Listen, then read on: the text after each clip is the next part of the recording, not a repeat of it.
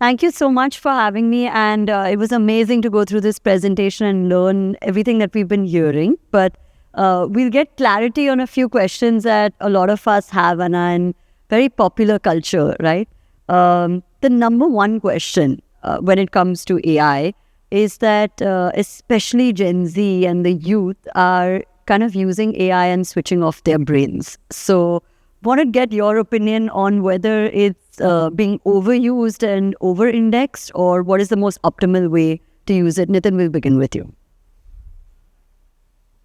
So I think it's I don't know about overuse or good or bad. I think it's a reality. It's a reality. I, for one, I'm an advocate for saying that, we should embrace AI in the schools. We should embrace AI as part of our education. How can you avoid it? In any case, everybody is going to use it. Yeah. So why not make it formal? Why not make it structured? Now, at the same time, I think what was part of your question, that is it negatively impacting the problem solving and cognitive skills? Absolutely yes.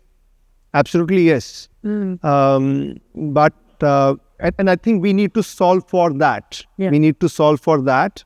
And that's where, the first mantra of my possible framework is problem solving. That, how do we emphasize on structured problem solving? But I don't think the answer to that is by taking away AI. Yeah, it's more of finding that thin line or that balance. What is your perspective?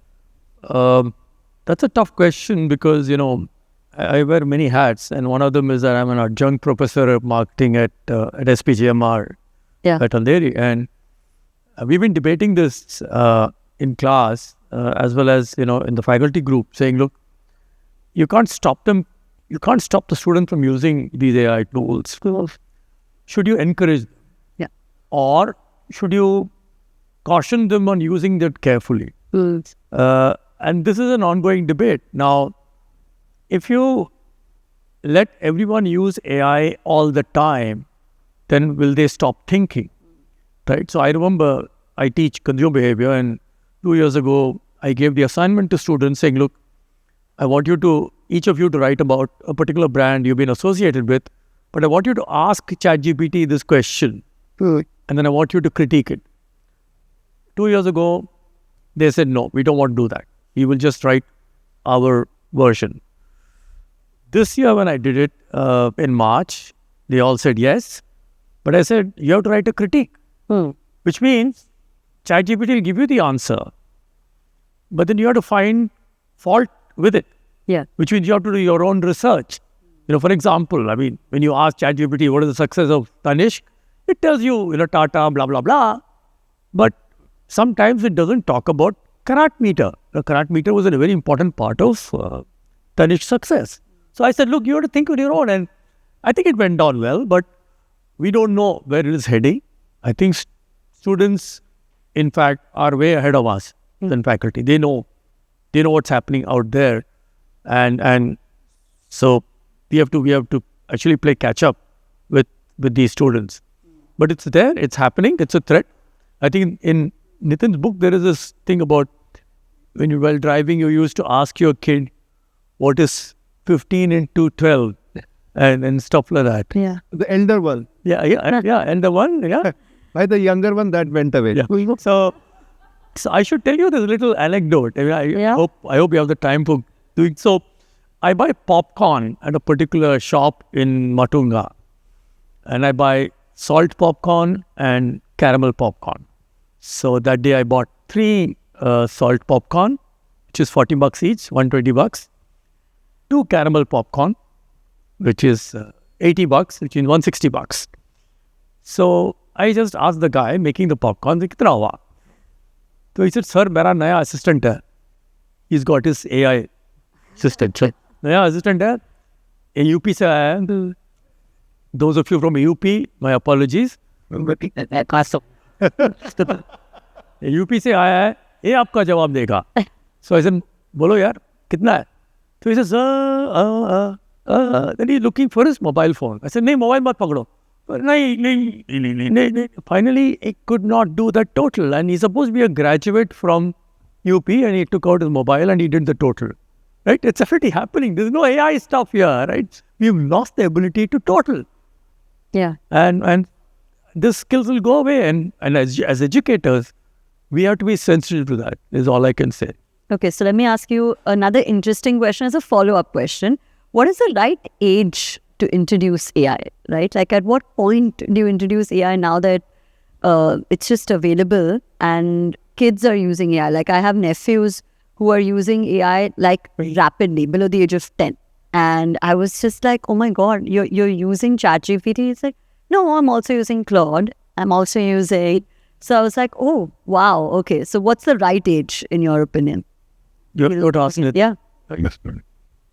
So I think, you all hear me? Yeah.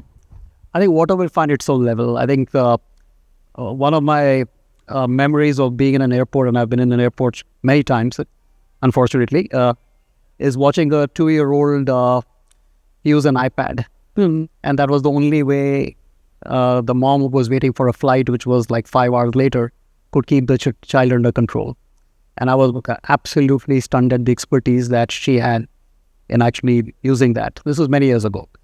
So I think, this is a battle we're going to fight as we fought the battle with TV, as we fought the battle with video games, with our kids. I lost that battle on video games. And one of my son is doing a gaming startup now, and the other one has a very nice group on F1 fantasy league, bad word here these days. And that's what came out of that. So I think, at the end of the day, I mean, commend Nitin a lot for talking about softer issues. I think with the kids, what you have is values and direction and, a sense of where they want to go and what is right. Yeah. I think that's all we can give. Beyond that, I think, excessively controlling something like this, that time is gone. This is everywhere. You can't do it. So you got to just figure out how to help them set their direction and boundaries. Yeah.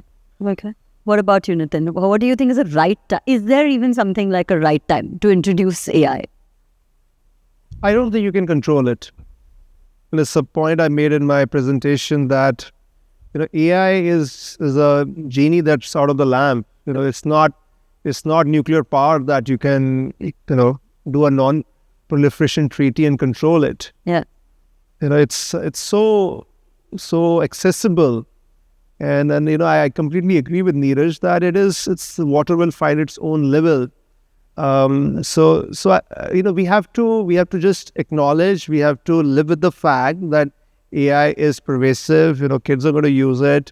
It's now the question really is that how do we turn that into a force of good, which helps them, and the obvious negative impact which is there, which is really about impact on cognitive skills.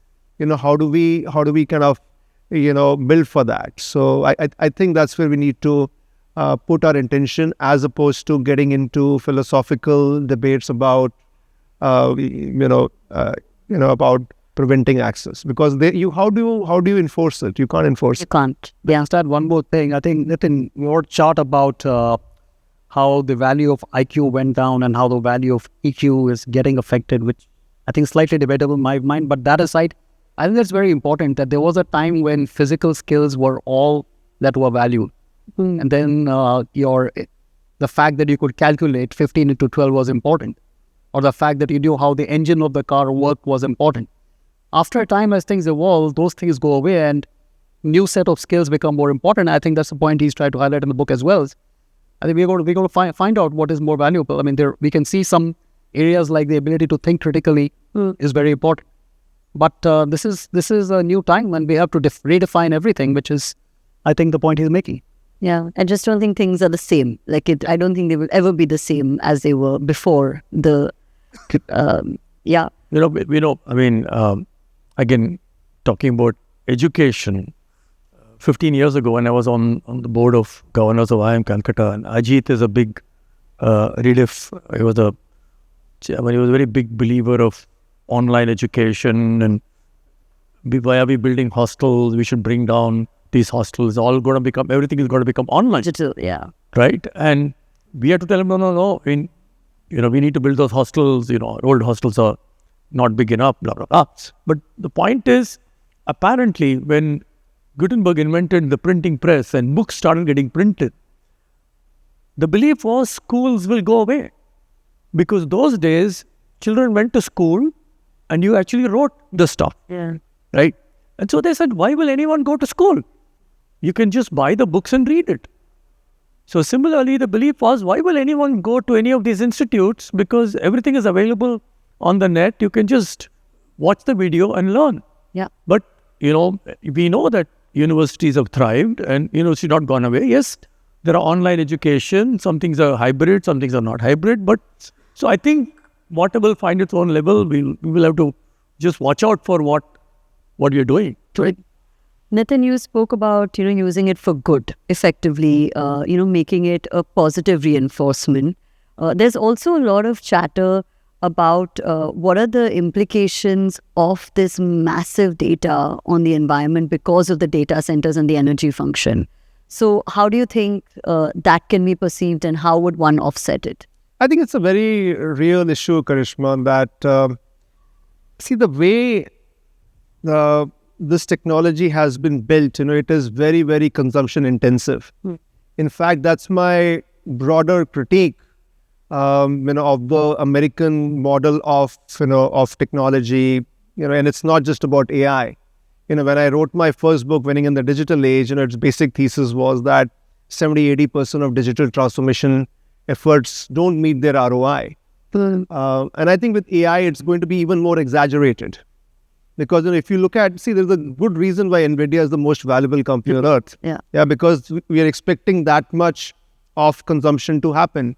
Now, if I look at, what NVIDIA wants, my clients to use, and then what AWS and GCP and Azure want to build, and then, you add all the layers, it is going to be infinite consumption and infinite cost.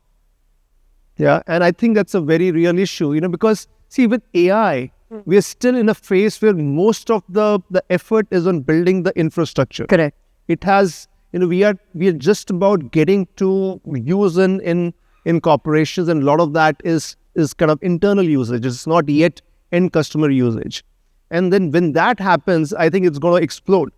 It's going to explode. And, I can see it in my clients that the smarter ones, they are putting in tremendous amount of thought in terms of how do you reduce consumption, because energy and the impact on climate is one aspect of it, but more practically, it is just going to be uneconomical. And I think that's where, at least to my mind, there is a need for a challenge to the American model of technology and of AI in particular, and that's why I'm so excited by DeepSeek. I'm not a fan of China, but we have to acknowledge that what they have built is, we can argue about the exact numbers, but it significantly requires significantly less compute to deliver comparable results. And I think that's very exciting, and that potentially is also an opportunity for India. That so look, I'm acknowledging the broader point, but I also believe that even before we get to the climate change impact, the economic implications on the current model of AI infrastructure are so significant that sooner or later a challenge to that needs to happen. Yeah. That I think we got to figure out what we are optimizing a bit more deeply, because with the Silicon Valley hype machine, everything is only about, well, how do we get technology up and running? How do we get the data centers put and all that? But I think there are other factors. I mean, like environmental impact is one. The socio-political impact is another one. I mean, what are we going to do with so many jobless people happening so fast? How are we going to change and adapt skills and everything? So, I mean, there's a reason why other things are also getting affected. This, if you look, this is not entirely new. There's a continuum of what information-based society has done. Concentration of power, concentration of wealth, rise of more authoritarian rulers. This is all connected. It's not there. So there is a broader stress to the system we have, which we have to acknowledge and figure out, because this is not a linear game alone. And there's just too many things to optimize here. Very difficult to predict how this will all go. But there are a lot of other challenges also, not just what we do with climate change issue and all that. The socio-political issues are very big. Yeah. If you had to peg one industry that you think would be hit the most with AI, and one particular job profile, what do you estimate it to be in the next, say, 24 months, 24 to 36 months? I think that's probably aimed at Nitin, not me. 24 months, see, over a period of time, all industries are going to get impacted. Yeah. But in the next 24 months, the tech services industry is going to get, and customer services, tech services and customer services are two industries that are getting impacted on a real-time basis and in a very, very significant way. And both of that has a lot of implications for us in India. I think during my presentation, I shared that, already on a number of our projects, we are seeing a 40% productivity. That means 40% less people for the same work. Now, thankfully, at this point, the work is also expanding because companies are also investing in building a lot of their, the tech and data infrastructure needs to be upgraded for AI. So that's good news. So work expands. But at some point, it will catch up. I think, that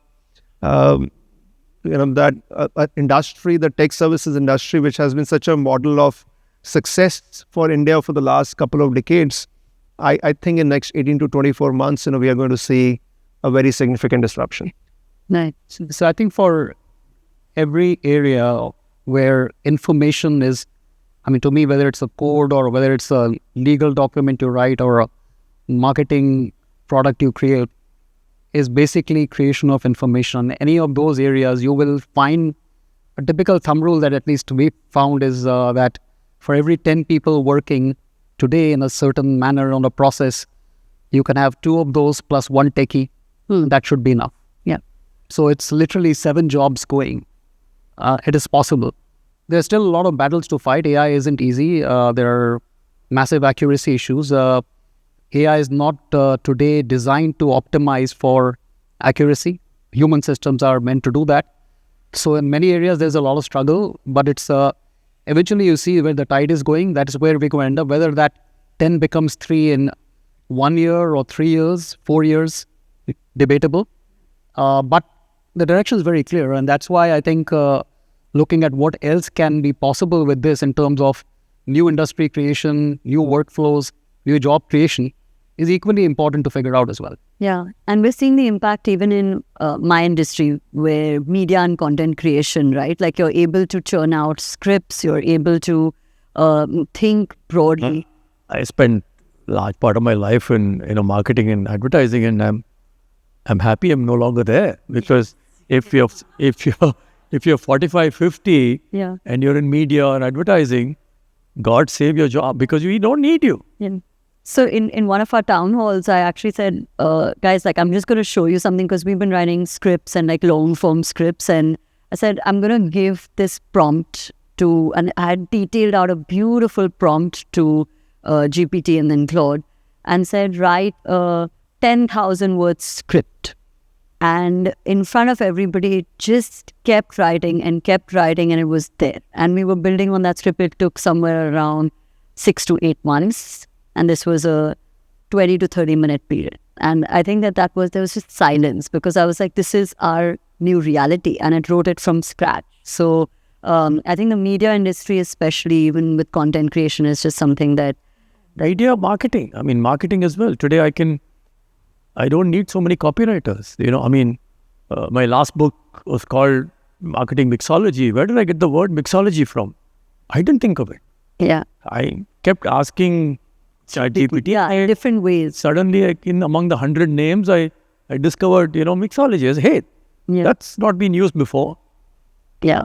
A lot better than me, but I can tell you very clearly that today, deep research in ChatGPT is better than what I was as a first year or second year McKinsey associate. Okay. Wow. All hope is lost. You got better over time, but Yeah, I don't. So what are things that are advantages, right? There are certain things that define us as human beings. Of course, we have empathy. We also have gut instinct. We have humor. We have emotions on a larger level.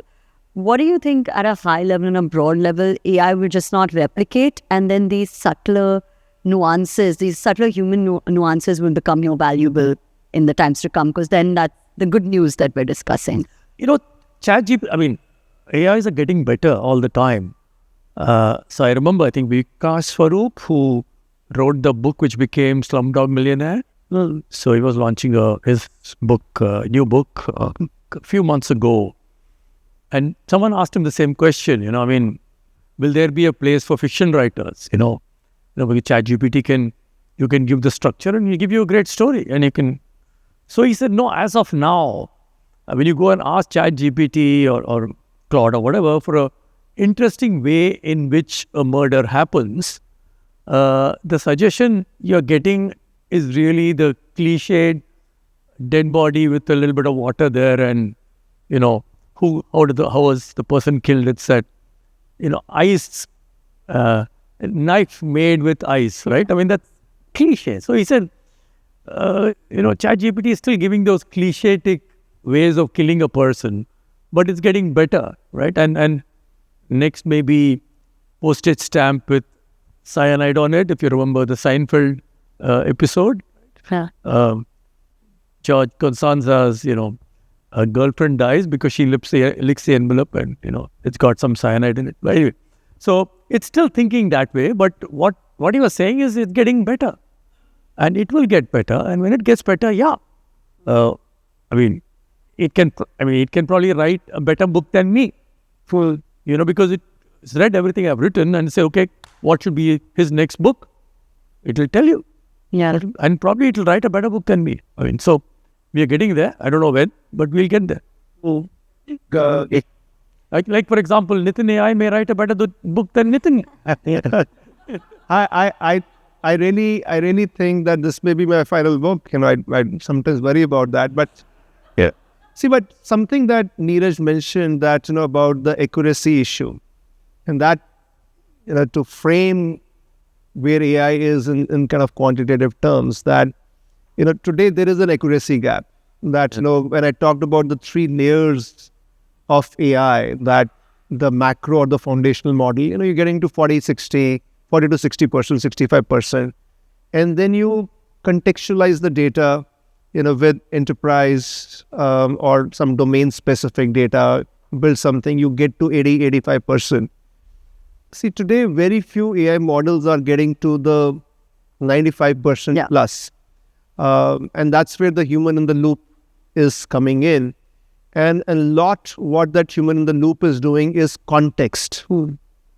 And at least for me, as I've thought about it, that what is a durable human advantage, or at least for some time, at least for the next 5 years, 10 years, I think context is going to be a very important thing. And the ability to add context to that AI system. And the context comes down to knowing something about something, that it. That's where domain knowledge, becomes very important. So one of the points I am constantly making, and I'm also trying to apply in my own business, is that domain knowledge is going to become more important than the technical skills. Yeah. And of course, along with the context, there is also creativity, which Ambi talked about. Yeah. Which also is, in a sense, I keep on having a lot of debates with my daughter, who's an artist, around creativity and the process of creativity. But there is, I think that's also something, where machines, even while they are creative in a certain, with certain definition. And I think humans have an ability to go beyond that. And I think the third, just to kind of make a nice, simple anagram, CCC, 3C is connections. Yeah. That, the human connection, and I think a lot of that context also comes from the human connection. So I think maybe that's something to think about. To me, the most important thing is context. I think that when I look from a perspective of AI and human together as a system, I think that's the human's value. I think the second is creativity, third is connection. Add a few other things here. Is firstly, completely agree, context is important. But there's, by the way, before I forget, there's a documentary doing the rounds right now called Human in the Loop. It's about an Indian Adivasi woman involved with AI. It is a must-watch for everyone. Wow. It's called Indian in the Loop. There is an Indian in the Loop. Okay. It's called Human in the Loop, sorry. human in the loop. Humans, absolute must watch. I saw it last night and I thought it was very profound there. But that aside, I think, firstly, I'm a lot more negative on what AI is capable of today, because there are biases sitting there. The information is incomplete. It depends on not just the context you're in. Typically, AI can only see, in my mind, 2 or 3 out of the 8 data points we have. For example, I am making a judgment about something. I'm sitting in front of a window and there's a storm coming. AI can't see that. And that storm coming may influence whether I get into my car and drive right now or not. So there's just so much else happening in our, and yes, of course, if we all start wearing Zuckerberg's glasses and we can see all that, fine, we may get there. But today, we're very far from AI plugging all the gaps you need to make decisions or create something. Even in the context of movies and creative things, yes, of course, if you're writing something very small, it's one thing. But I'm in touch with several film writers right now, and I can say that it is almost unanimous that an AI writer can be a part of the writer's room, but a lot of the ideas, coming to use a Hindi phrase, are Gisapita ideas, because they're borrowing from different places there. It is the magic of people getting together, along perhaps with a few AI agents in the middle, is that really makes that thing come alive there. So I think, look, we have a lot of role to play still. I'm very happy you wrote this book, because there's a lot for us to do. AI is also biased. I think if you look at asking a question, ask Grok, you get one kind of answer. Ask OpenAI, you get another kind of answer. So that judgment part is still a lot with us. And I think for us, it's all about raising awareness on what is still good and making sure we set the standards for how AI works with us. Yeah, I think it's very one tone in terms of, like, if you give it an idea and say, this is my idea that I'm working on, it'll make it sound like it's the best idea in the world. It doesn't have as much context and judgment unless you specifically ask for that criticism. On that note, on the investment front, like where the world is heading, I think, Neeraj, you can answer this best. Is it just AI? Are only AI companies being funded, or what is the trend looking like? Is companies failing also than any other segment too, right? So that's there. Look, I think what you invest behind, it's and we have some other guys sitting here. I can see a few of them. I think there are a lot of other ingredients. I think it's the people and where they want to take it. My own view right now is that the point that Nitin made is important. I think it's very important that anywhere you invest in, you are coming with some ideas and perspective which are very much ingrained in your context and your knowledge, and you can differentiate on the basis of that. And I think if you were to look at investing, that's what I would really look for, is that, look, what is this person bringing to the table, or this team bringing to the table that is special for this situation, because it's very easy to copy. It's very easy to get 80-90% correct answers from AI in most situations.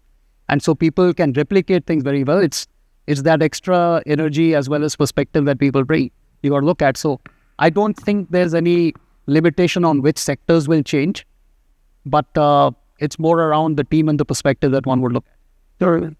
Any thoughts on this from either? I think AI has become the flavor of the month, right? Yeah. So all seasons, you just need to add AI and then, think that you can. It reminds me of what M.S.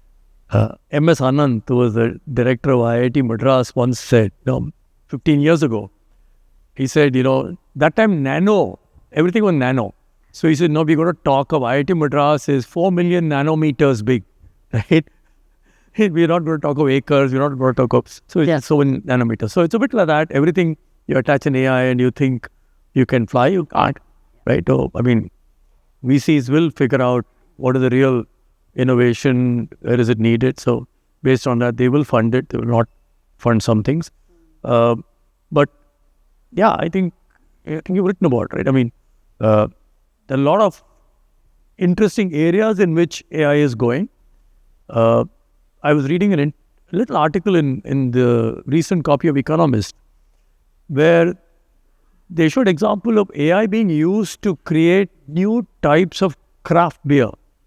And apparently the AI suggested recipes turned out to be very successful, right?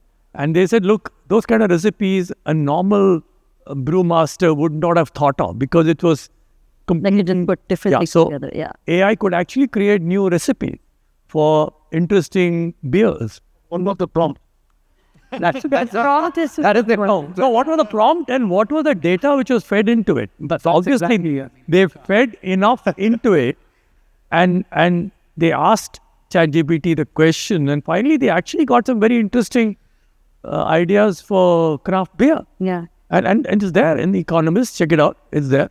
So, I mean, you will find interesting such special AI tools which are coming up on, brewing a beer or creating a skin cream. I was discussing with a founder friend of mine that a good AI tool would be to generate a very elaborate prompt for different subsets. No, you can ask ChatGPT to give you a prompt. But then it's becoming very... what kind of a prompt will generate this? Tell you. But it may not... It'll be biased. Yeah, it may not be right and you got to do your homework. Yeah. Otherwise, if you believe everything it says, right now, you can go very wrong. Yeah, absolutely. Nitin, I'll ask you this. You said that, the era of managers is over right now in this present tense. What is leadership looking like in the next few years? I spoke about it a little bit that, when I look at what is happening with AI, the first is that there is a lot of confusion. And this ability to provide clarity, provide direction is becoming more important than ever before. The second is to really bring the best talent together. And it's a very complex situation, because there is a lot of change. You have to drive change, and the talent is not necessarily about the most experienced person. It's you have to bring different set of capabilities together. But in that, the most valuable talent is this person, who's the orchestrator and the driver. Yeah. And that need not be, recently in my company, we, every year we have a batch of summer interns. And this year, the output of the summer interns, I thought was spectacular. Cool. I thought that their output was better than, I would think from almost anybody in my company. And I think we have got great talent. Yeah. And most of it has got deployed into our products. And but it's not also that simple that you just take summer interns and put them into, complex situations. So bringing this, identifying the right type of talent, which has got that ability to drive things, I think is a huge thing. And then just change management. We are seeing tremendous change, and I think we have not seen, the next couple of years are going to be absolutely ridiculous. Because, as Neeraj and Ambi, they have shared that, AI is a work in progress. We're still, it's like the prelude to the interlude. This is kind of still just about happening. Yeah. And, when, there is going to be another inflection point, where, the accuracy, of AI is going to move from the 70-80% to the 90% plus. Suddenly the use cases that make sense are going to change. The models are going to get more and more contextualized. And then just think about the amount of change. See, if you look at that data, which I spoke about, that in 15 years, 100% of jobs will change in some form. Yeah. It was not 90%, it was 100%. This means that all work out there, all work will need to be rethought and redesigned in some fashion. Just let that sink in. Yeah. All work will need to be redesigned and rethought in some fashion. That's tremendous amount of change management. Yeah. So I think those are the three vectors which I think today are most important, from a leadership perspective, driving that clarity, that, how do you cut through the confusion and kind of make a set of, realistic set of choices, but which are still forward looking. How do you, identify and bring the right type of talent together. And the third is driving change in a sensible fashion. Okay. Amazing. Let's get closing and last thoughts on the inflection point of AI and everything that makes us human. What are the next steps that we can take to make it cohesive? I have this worry, again, my friend from UP. If young people start using AI tools, and they grow up on using AI tools, they don't apply their own thinking, are we going into a rabbit hole which we'll never come out of? So how do we get our young people to say, look, use AI, no problem, but do your own thinking? Because if you don't, imagine a legal assistant using AI to draft a legal document, and that legal assistant then becomes a, lawyer, senior lawyer, and you've got a very senior lawyer who's never actually written a legal document. All that he or she knows how to write prompts. Now, where will it be? And, mistake upon mistake upon mistake will get compounded. So that is the big worry. And we don't have a solution, but if you don't do your own thinking, you will never be able to, see if, ChatGPT is giving you the wrong answer. I mean, yesterday I was asking, 2015, 2025, give me some numbers. How many households will be there? How many households in India will have cars? How many households will have blah, blah, blah? And so the number of households, 280 to 310 sounded okay. Number of cars, 7% to 14%. Well, alarm bells started ringing. Television, in 2015, we had 80% homes with TV. In 2025, we have 95% homes with TV. That's wrong. Yeah, that's 100%. I could say it's wrong because I know the numbers because I've read other piece of work, So how do we make sure that we don't blindly believe everything, ChatGPT or Claude or Copilot is telling us? That's my worry. What about you? So I think I completely agree there. I think the most important set of things that will be relevant to all of us will be learning how to think in a context and saying, well, okay, this is, the chart you laid out, the good old McKinsey stuff. What is the problem? What am I trying? Why is that a problem? Why am I trying to solve problem? What is impact? I think all those list of questions, I think contextualizing what you're doing, even today with all the errors and other problems we are encountering in very narrow situations, like even my company focuses a lot on accounting. And, you cannot operate with less than 100% accuracy in accounting. And so how do you fit AI into that? It's a challenge. I'm not going to go into that. It's a long story. But the point is, again, look, that was our context, that we have to benefit from AI and yet be 100% accurate.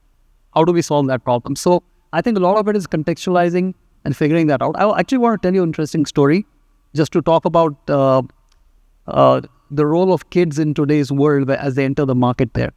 So we're looking at buying a company, met them, and it turned out that, what Nitin mentioned earlier was very true there. They got rid of managers. And it's the opposite of what you're reading in the press, that freshers won't get jobs. These guys have hired tons of freshers. And we asked them, well, why is your structure like this? And the response was, these kids learn a lot faster. We've actually given them these AI tools. They're more efficient than people with 10 or 15 years of experience we had. And by the way, I'm getting them at 20% of the cost. Completely different perspective from what you're reading, where you're not hiring young lawyers or consultants or MBAs and all that. So I think there is going to be another pull coming from the knowledge that you're armed with all that, and you're, to use Zuckerberg's word, super intelligent. Yeah. So if you're coming with that, then you've got a very different environment coming there. And therefore, again, what is the context of the problem? What are you trying to solve? What are the values with which you have to pursue it? Because I think the values issue is significantly challenged because there's a lot of mess out there right now. You can get wrong answers, you can get biased answers, and I think all of that has to be done. So therefore, it's for us, everything is around perspective, context, and learning how to think, and actually be very humble enough to know that you have to learn a lot. Yeah, absolutely. Nitin, your thoughts? See, my closing thought, I think in AI, these are really opening thoughts. But the अभी तो कहानी शुरू हुई है. So, but the biggest thing for me is this: how do we unleash this tsunami of entrepreneurship? I think that to me, I'm a numbers guy, so me the numbers are very clear. That the only way we have a way out.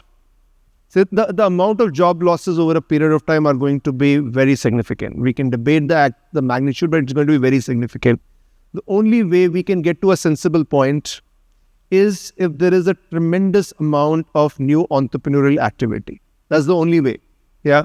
That entrepreneurial activity to me is in that application layer, where you're not creating AI, but you are using AI to solve a lot of problems. Yeah.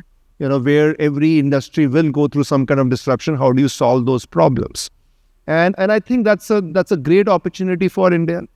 In like a similar conversation we had in Delhi, and a good friend of mine who Neeraj also knows very well, Pramad Sinha, he kind of, in a similar question, he put in Hindi. He's from TR, so very bright people from there, and he said, "Har ghar vyapar." Har ghar vyapar. Okay, that every house, there should be a business. And I think, maybe that's a very idealistic, hope. But kind of that's the direction that, I think, we are ready. I think, we have the youth population. It's very tech savvy. It is a lot more risk seeking than what our generation was. So there is a great opportunity, and an opportunity generally of shifting who we are as a nation from a services nation to being a product nation. Yeah. And not just, of course, to solve for uniquely Indian problems, but also with a global ambition. And I think there is a tremendous amount that needs to be done to enable that. Yeah. And I think that's really where my excitement is. I think that's really what I think, that instead of valuing in all kind of philosophical conversations around AI, this is happening. We can debate the pace, the actual specifics that happen, but this is happening. It is. Yeah. And we should use this as a huge opportunity. Yeah, US is doing what US is doing, but there are fundamental flaws with that model. China is doing what it is doing, and they're doing a great job.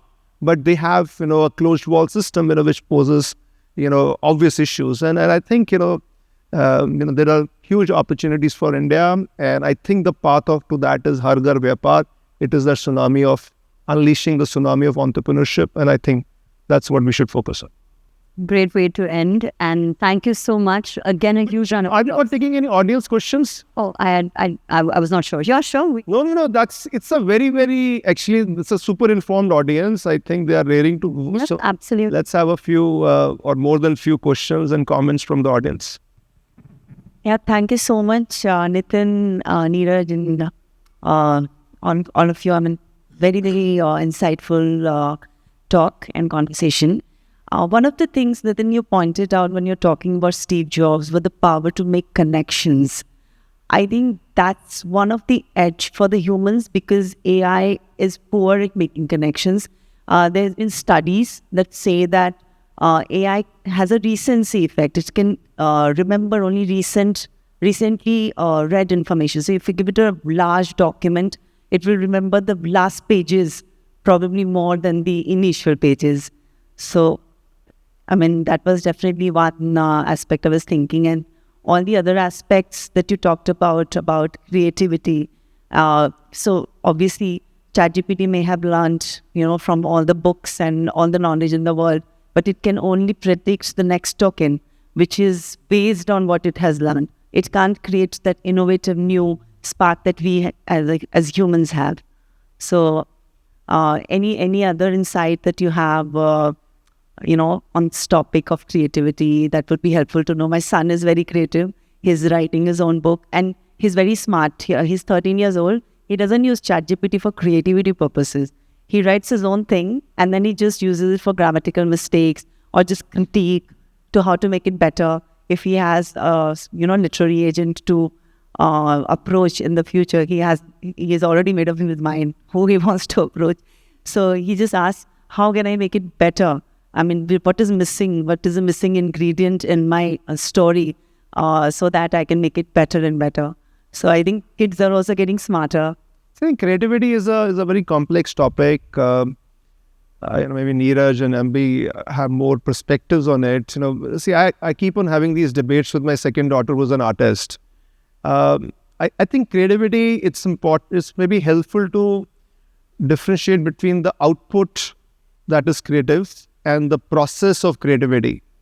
Clearly, creativity overall is where I think there is a lot of the human edge. But at the same time, we should not ignore or undermine the opportunity for using AI and other technology in the process of creativity. So, see, the broader point I would make is that we should not see AI and human as like binary. Either this is something which AI is good at, or this is something that humans are good at. The real thing, and I talked about redesign of work, of almost all work out there. That is the real thing. That even creativity or a creative process, where do you use technology? Certainly, you can use technology. So I think we should not get caught or in these binary assumptions, because I think they are very limiting. They're very, very limiting. They will stop us from leveraging the power of technology fully. So I think we need to figure out how do we break down the process of doing things and see where technology can be used in a kind of appropriate fashion.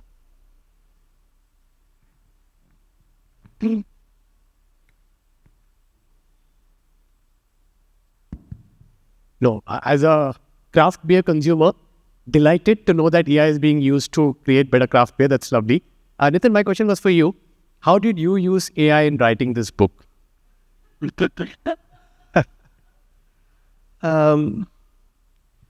think the first use of AI was in finding the quotes for each chapter. So, if you see my books, every chapter has a quote, and it's a very, very tiresome process. So I certainly used AI for that. But after AI would give options, every time I had to ask that, are you hallucinating or is it real? And AI is very honest in that fashion. So, 34, the best quotes were all hallucinated. So that's one. I used it for research. That, number of places, where I was exploring, specific factoids to, in the best kind of, McKinsey fashion. Most cases I start with a hypothesis, point of view, and then I'm looking for data to back it up, as opposed to the other way around, which I should be doing more of. AI was very helpful in the research. In places I used it for summarization, that where I've written the chapter and there is like a prelude to the chapter where I'm summarizing. I used it for summarization. Those are three ways in which I used AI. Nitin, can I make a confession? So Nitin asked me, I think 2 days ago, to come to this panel, and my first reaction was, "Oh shit, I got to read the book now." So and my next message to him was, do I have to read the book or can I read the AI summary? So the confession is that I have the book at home. My wife got it for me. I was traveling, but I haven't read it. But I did read the AI summary, and based on that, on your delightful presentation, I understood what it was. Okay, but I should say, I asked Nitin Seth.ai for a summary, and I think it told me to buy the book. Oh, really? That's maybe, I'm very impressed with that team then. No, but I got a summary from ChatGPT. But then when I started reading the book, I realized the book was so much better. Especially the first half of the book. ChatGPT didn't tell me about that at all. It only talked about the possible framework. It didn't talk about the first half of the book, which I found was fascinating. So I read the first half, and the second half I got ChatGPT summary. That was a great example where listening to you was far better than trying to read that summary that you got.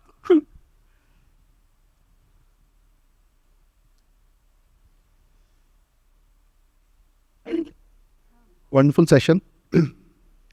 So my question is regarding the initial talks regarding how students are using AI right now. And one of the podcasts I heard that like they have given some teachers, they have interviewed some teachers and asked like how you use AI. So they said like we create the assignments for the student through AI, and then they ask students like how you solve the assignment. That they ask, we solve the assignments through the AI, and then they ask teachers how you assist the assignment. Then they ask like we give it to AI. So I mean, like it is it sounds funny, but like it is kind of concerning as well as it is thought provoking as well. So how can we? I mean, we cannot stop the AI revolution, and it is kind of a part of human evolution as well. But how can we restrict that so that the students and like the youth cannot misuse the AI? I like something which Ambi, I think you said, that, like a AI output and then very explicitly asked to write a non-AI output. I thought that was a very interesting, frame. So look, again, my broader point is don't stop AI. Don't stop use of AI. I think what is really needed is that what processes do we need to build or strengthen to build these cognitive skills, especially problem solving, writing, and I don't know the answer to that fully. Sometimes I fear that our generation, which has that grounding in the cognitive skills is maybe the generation, which will be, which has those skills. Next generation, they will. It's not that they will not have problem solving, but they will just build it in a different fashion. I think it's still evolving, because at one end, we say, hey, these kids, who are fed on ChatGPT, they don't have critical problem solving skills. But on the other hand, the point that Neeraj made and I made about the summer interns, the output of these young talent is at a very different order of magnitude. When Neeraj was saying, I was just, I was smiling just yesterday. We had a quarterly business review with one of our clients, and somewhat unsurprisingly, a lot of that review was about how we propose to use AI.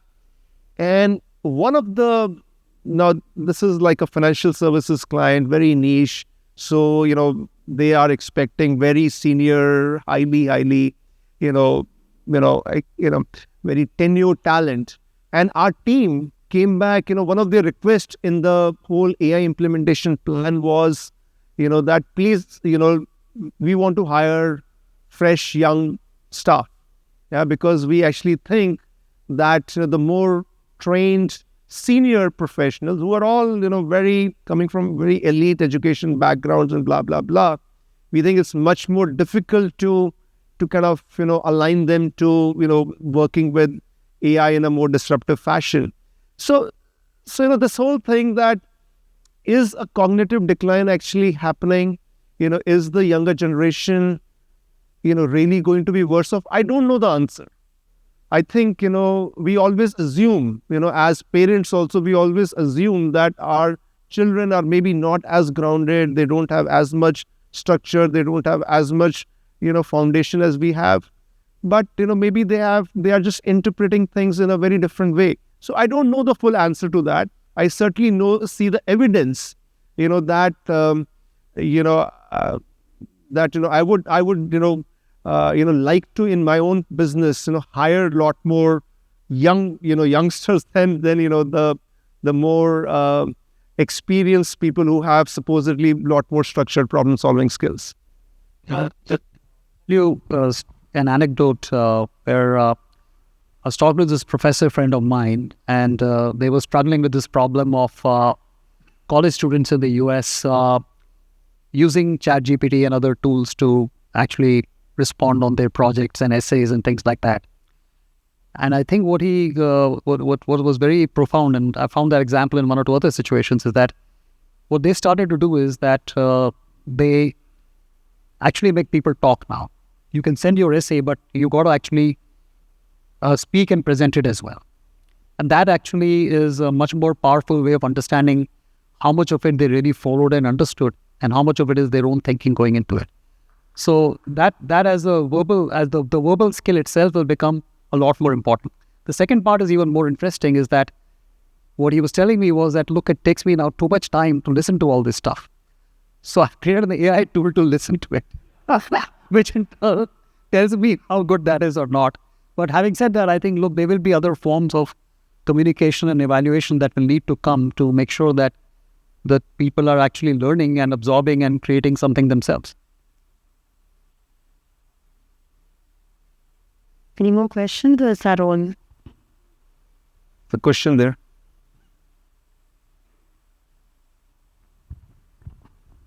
Very erudite session. I kind of heard a very interesting point of view over here, that managers, like going forward, AI is going to disrupt the managerial positions. In fact, I had a very contrary belief that any sort of grassroots level positions are more disruptive towards the, like, basis the current scenario, basis like associates, analysts, data entries.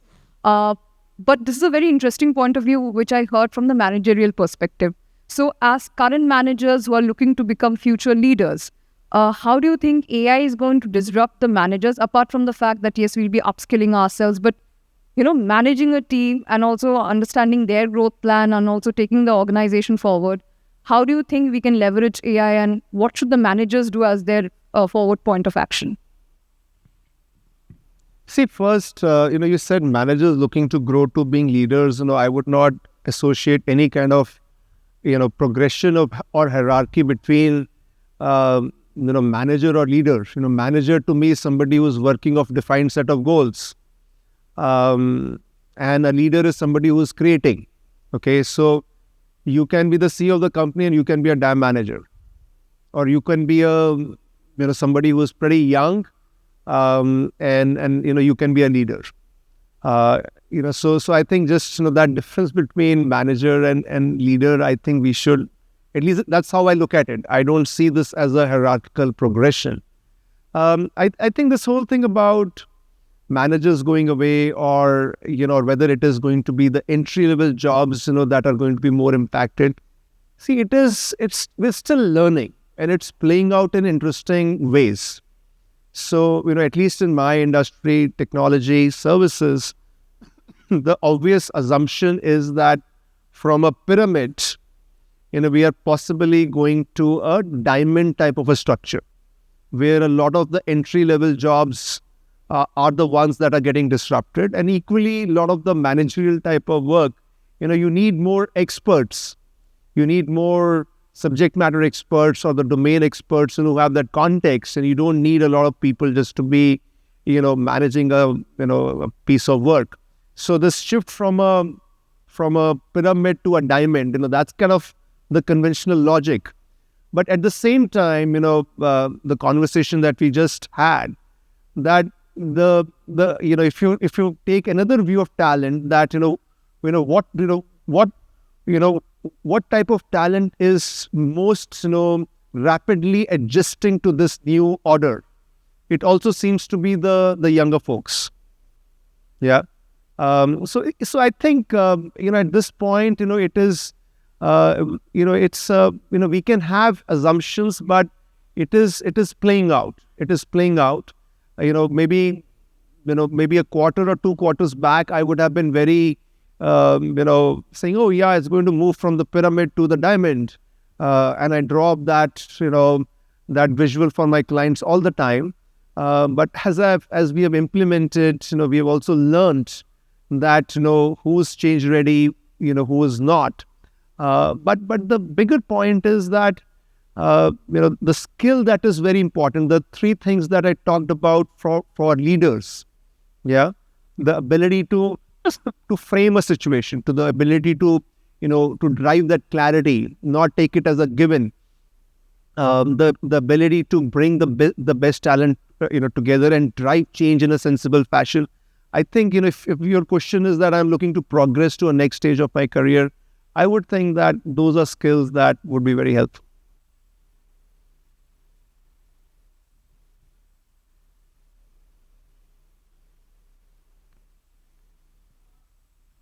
So my question is not related to just AI. It's related to technology and not to just corporate, to human world. So there are a lot of Hollywood movies that show that someday in the near future, the technology, the AI is going to take over the human race. So as per you, how much is is it already a glimpse that it's going to happen? And if it's going to happen in a future, like if the AI is already going to, overtake the human race, what can we do right now to, curb this? Like, how can we as human control AI rather than AI controlling us?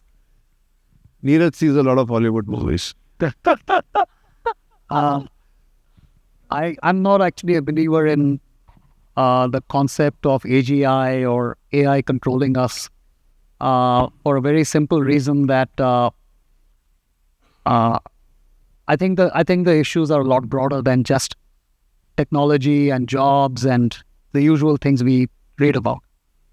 I think the political systems, what is happening to people around the I mean, if I look at the single biggest thing I think about, it is the sociopolitics of all this.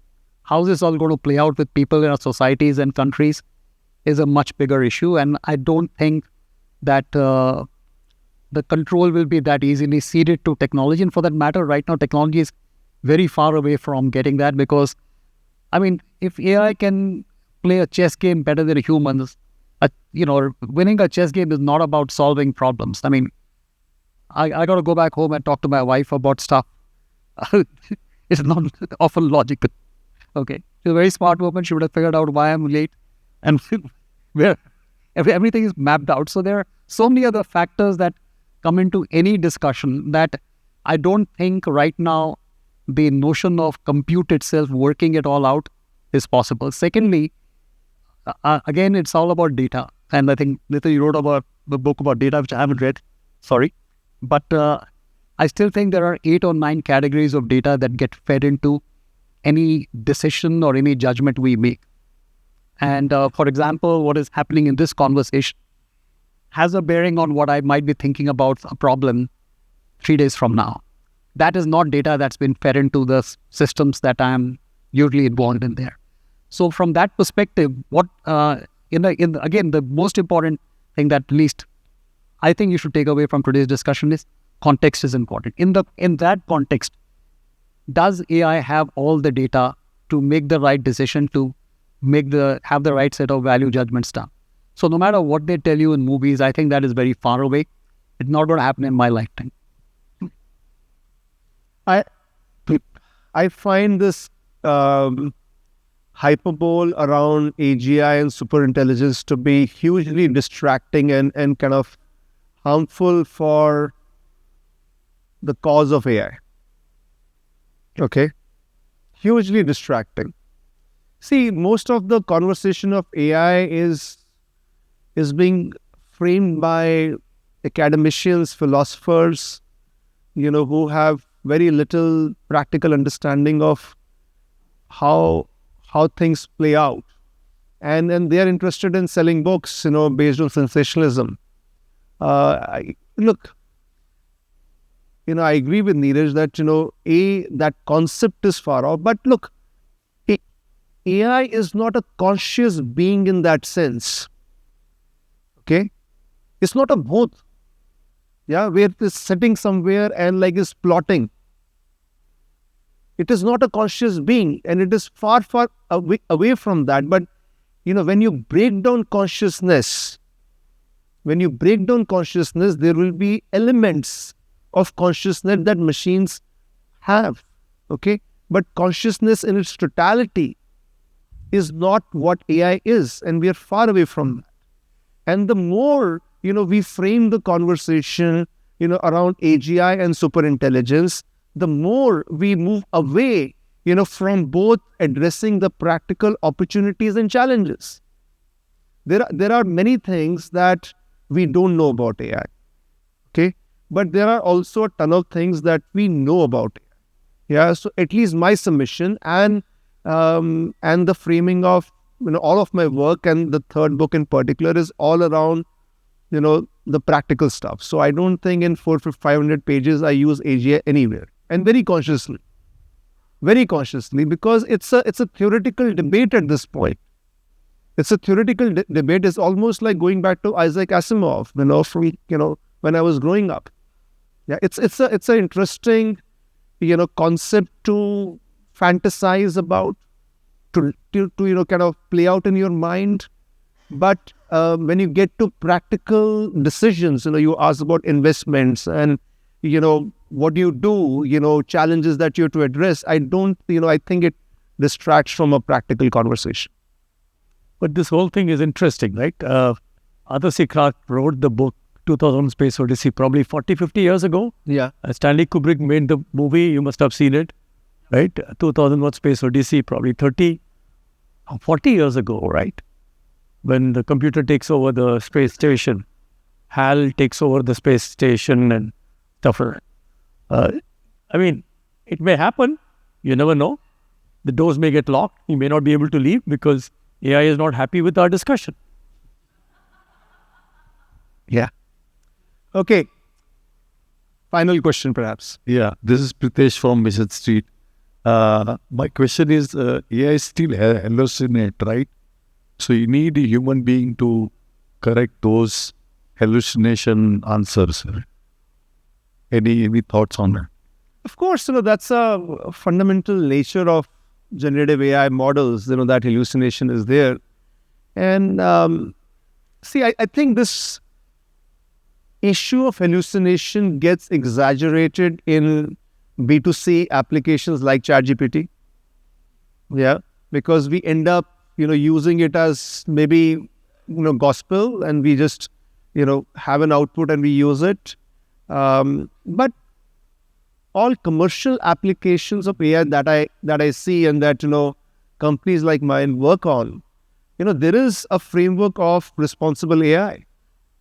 That, the banks, the telcos, the life sciences companies that I work with, all have a framework of responsible AI, that any use of AI, there is a certain, there is a concept of explainability, that, how do you explain the decisions? And then there is a certain, what do you need to contextualize the, what data is needed, or how do you train the models to go from, X percentage accuracy to a much higher percentage.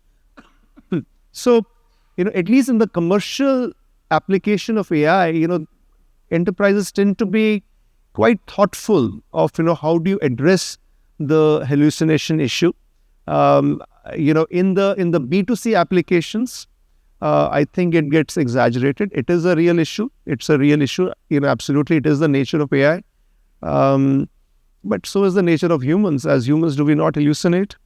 We certainly don't deal with facts all the time. So I won't kind of, use it as like, this is the massive reason, why, AI is a bad idea. Okay. I'll add a couple of things. I think there are hallucinations and there are errors. I think errors sometimes in business applications tend to be the bigger problems because particularly when you're taking unstructured information and putting it together, you get that. But I think if you're again contextualizing and saying, look, this is a problem I have to solve, what we found is that quite often you have to combine some of the value you get from generative AI with some normal code-based decision trees, also figure out where are the right human interfaces and get people involved there. In a lot of financial processes, by regulation, you need human involvement in certain places to approve things. So this is about designing an entirely new workflow where AI will have its role, but humans and other forms of technology we've had historically, machine learning, all those things also have a role to play. And that's the exciting part, that actually you can innovate so much on the workflow itself and create an entirely new way of working. I'm just conscious of time. Should we close on that? Yeah, absolutely. Positive note. Yeah, thank you so much. And let's congratulate Nitin again and give him a